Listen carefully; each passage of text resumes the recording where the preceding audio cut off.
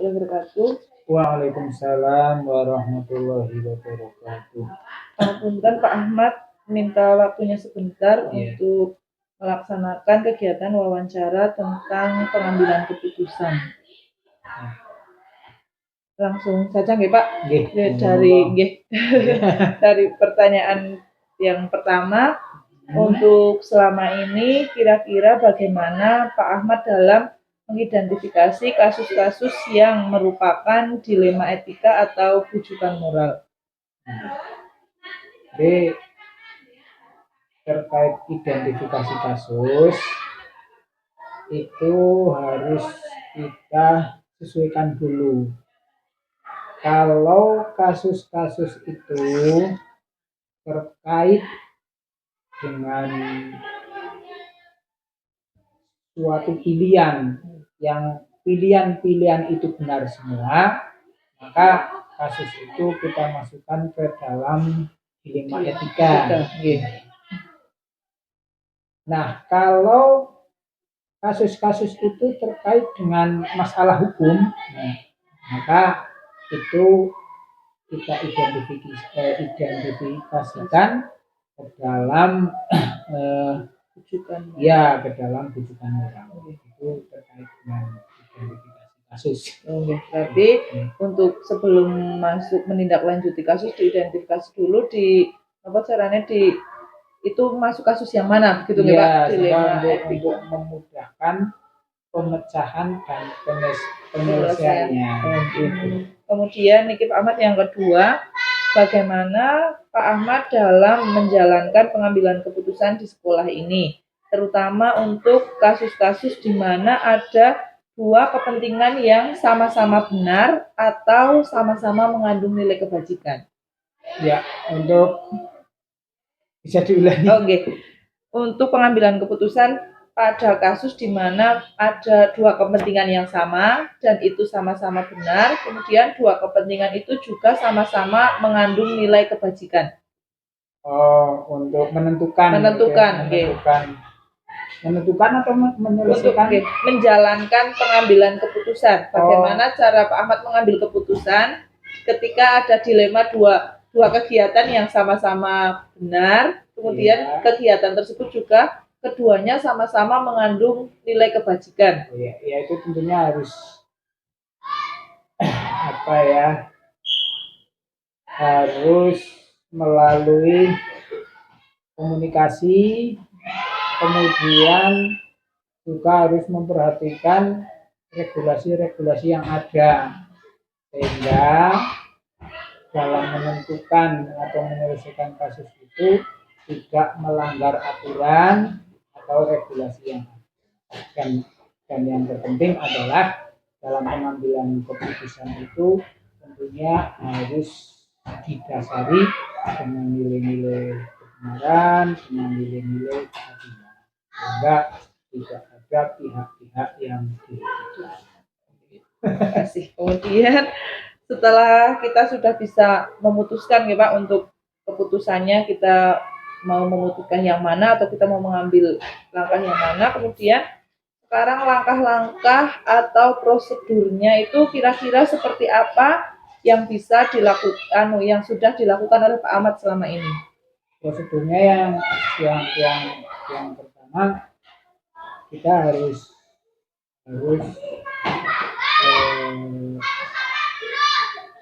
artinya jangan sampai dalam menyelesaikan kasus itu yang pertama melanggar aturan. Harus kita sesuaikan dengan regulasi perundang-undangan aturan yang ada.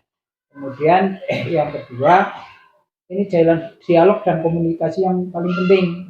Dialog dan komunikasi yang paling penting, terutama dengan pihak-pihak yang terkait dengan kasus tersebut, sehingga kita bisa menggali dengan klarifikasi, menggali fakta-fakta yang ada, sehingga fakta-fakta yang ada itu apakah bisa dipertanggungjawabkan atau tidak. Kalau bisa dipertanggungjawabkan, itu bisa menjadi bukti, sehingga dalam pengambilan keputusan itu tidak asumsi tapi sesuai dengan fakta yang ada. Dan tentunya yang paling terpenting adalah memberikan pemahaman bahwa segala sesuatunya itu apapun harus ada konsekuensinya yang harus dipertanggungjawabkan baik secara moral atau secara sosial. Kemudian selanjutnya, kira-kira hal apa saja yang selama ini Pak Ahmad anggap efektif dalam pengambilan keputusan pada kasus-kasus dilema etika? Yang paling efektif, Yang paling efektif itu yang pertama, yang jelas memberikan pemahaman dulu. Setelah memberikan pemahaman, kemudian dialog dari hati ke hati.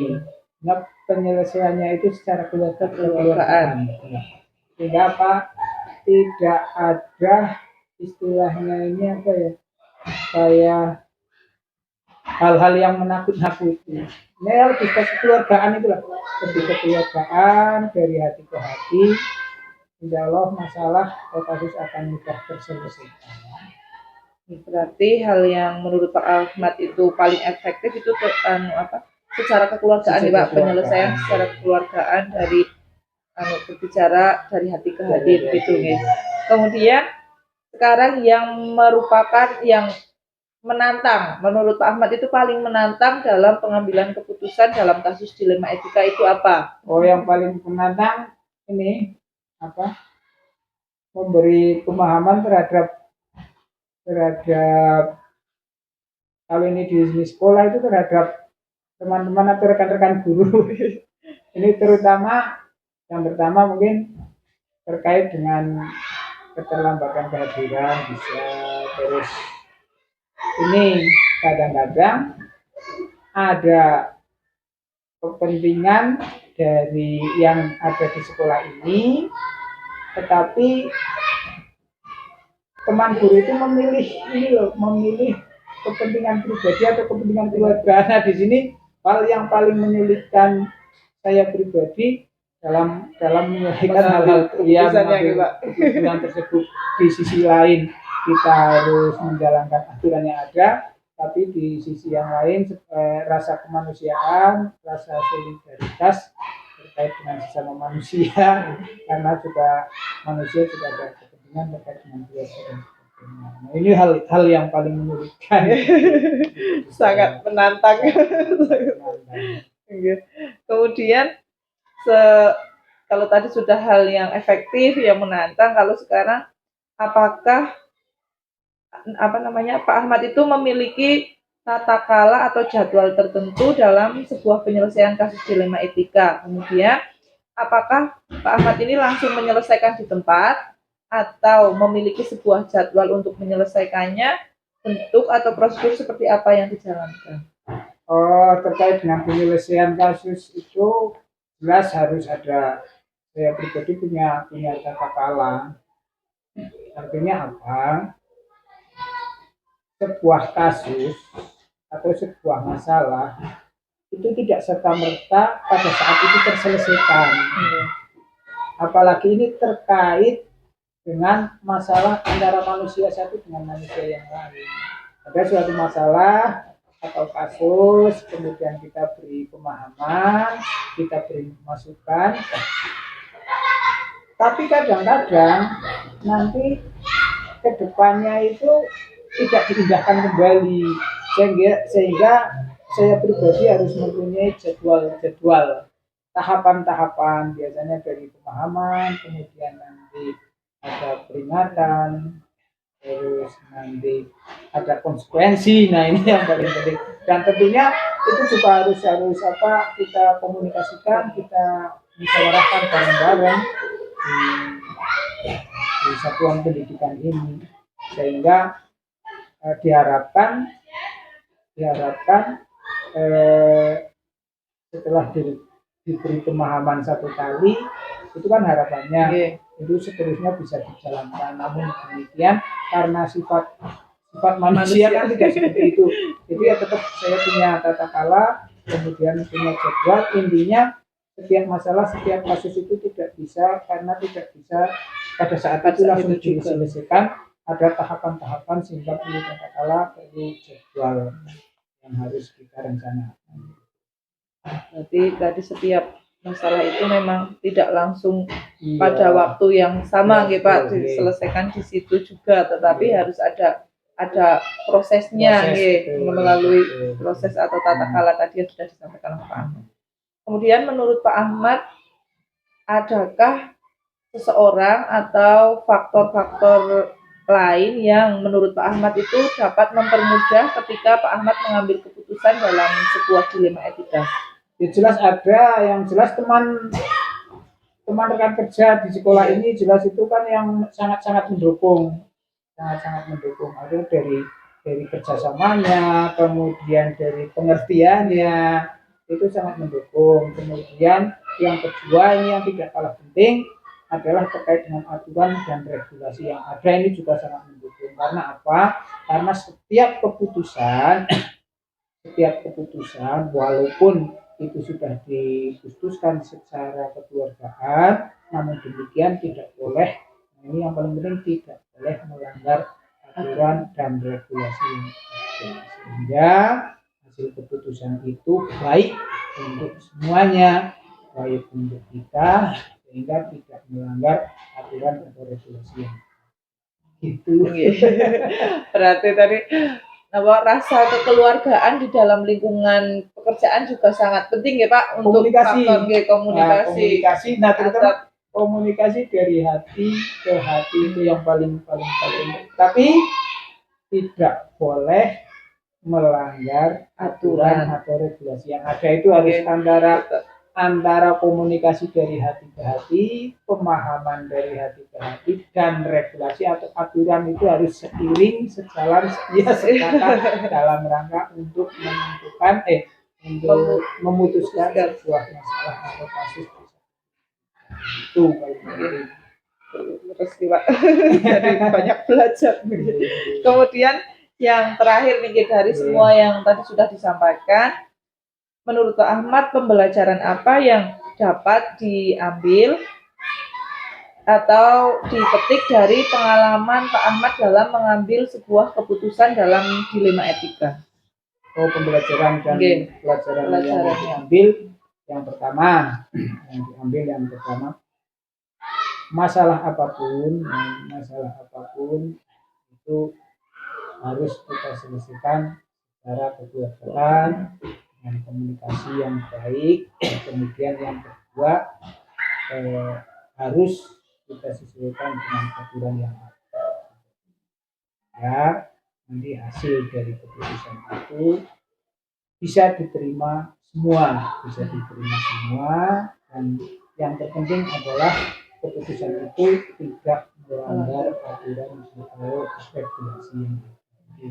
Pelajaran mungkin yang bisa kita itu. Terima kasih Pak Ahmad sudah menyempatkan waktunya untuk memenuhi tugas saya.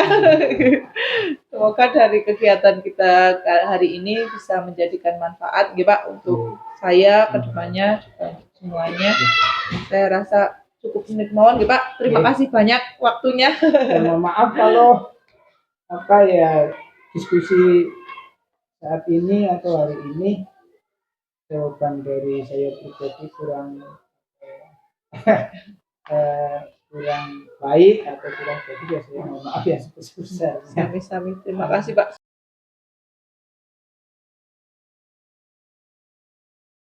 Assalamualaikum Pak Humam. Waalaikumsalam warahmatullahi wabarakatuh. Ya, bagaimana kabarnya Pak Humam? Alhamdulillah sehat. Saya, Ibu bagaimana? Alhamdulillah saya juga sehat.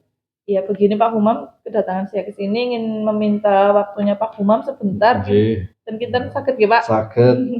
Saya ingin melakukan wawancara tentang pengambilan keputusan untuk memenuhi tugas saya dalam mengikuti pendidikan guru penggerak Pak. Langsung saja untuk masuk ke pertanyaan pertama ya Pak. Nah, selama ini bagaimana Pak Humam dapat mengidentifikasi kasus-kasus yang merupakan dilema etika atau bujukan moral? Selama ini yang saya lakukan untuk mengetahui kasus dilema etika atau kasus moral, kasus dilema ini merupakan situasi yang terjadi, harus memilih dan memutuskan antara dua pilihan.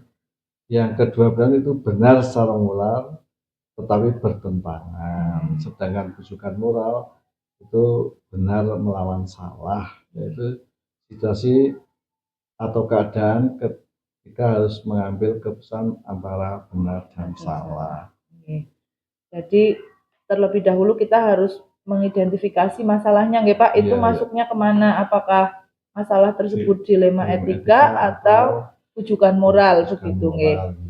Kemudian setelah itu yang kedua, selama ini bagaimana cara Pak Humam dalam menjalankan pengambilan keputusan di sekolah, terutama untuk kasus-kasus yang di mana ada dua kepentingan yang sama-sama benar atau kedua kepentingan tersebut sama-sama mengandung nilai kebajikan.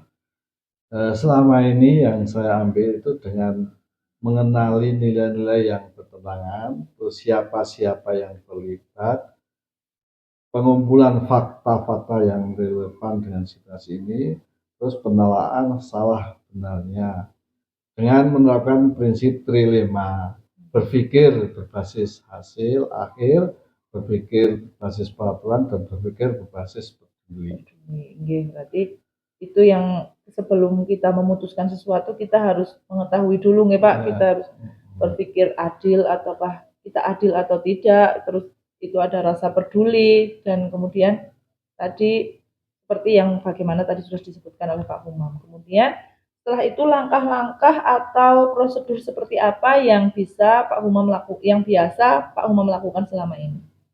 Yang saya lakukan yaitu kami setelah melaksanakan yang penelaahan tadi, kemudian kami ya otomatis bermusyawarah dengan Bapak Ibu Dewan Guru langkah-langkah yang harus diambil sesuai dengan hal-hal yang telah dianalisa tadi.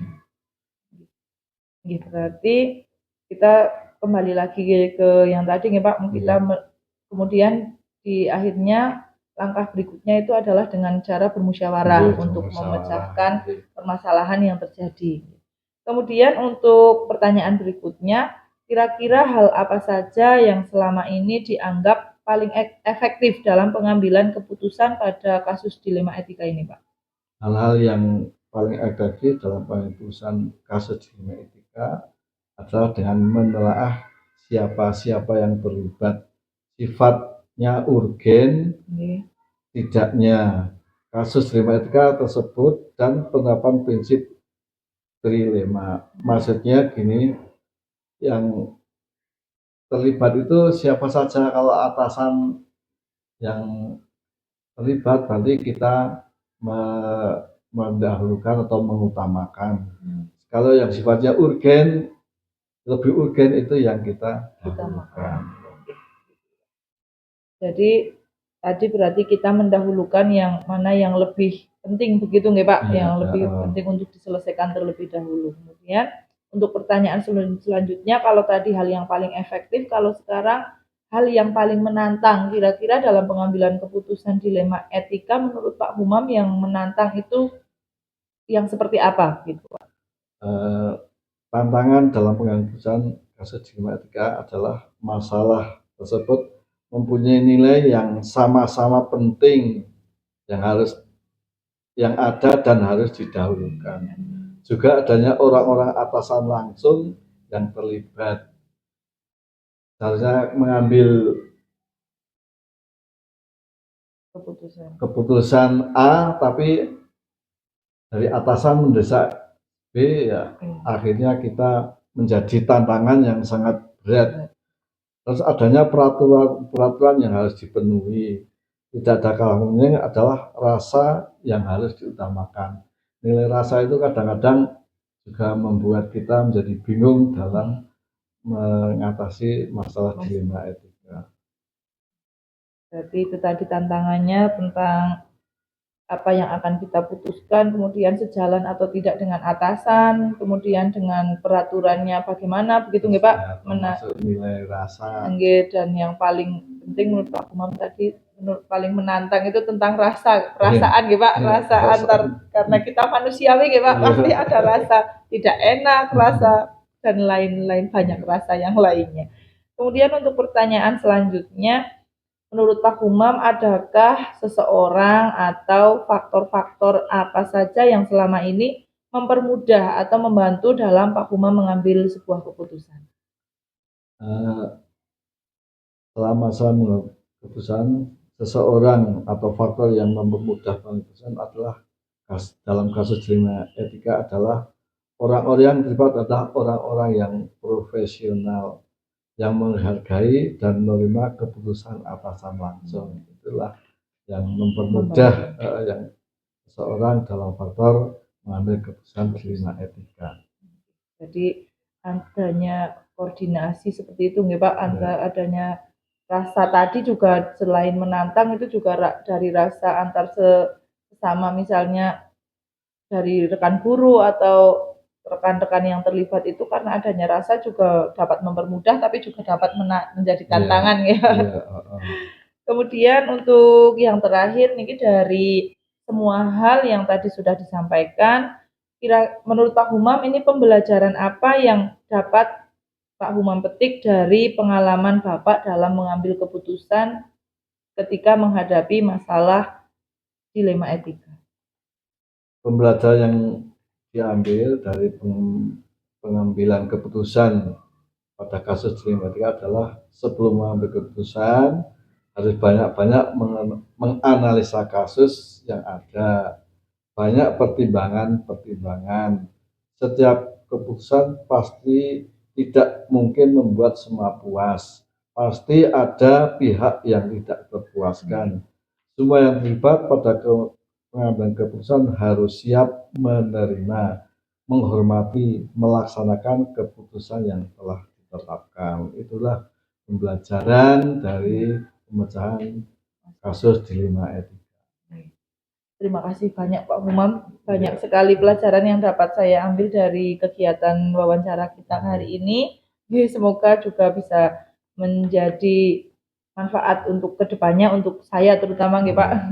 Sama-sama Bu, mudah-mudahan dalam menghadapi dilema etika yang terjadi pada Ibu sudah mempunyai gambaran bagaimana nanti akan mengambil keputusan dari dilema yang ada, yang muncul. Terima kasih Pak Humam atas waktunya. Semanten nggih Pak, matur nuwun sangat. Assalamualaikum warahmatullahi wabarakatuh. Waalaikumsalam warahmatullahi wabarakatuh.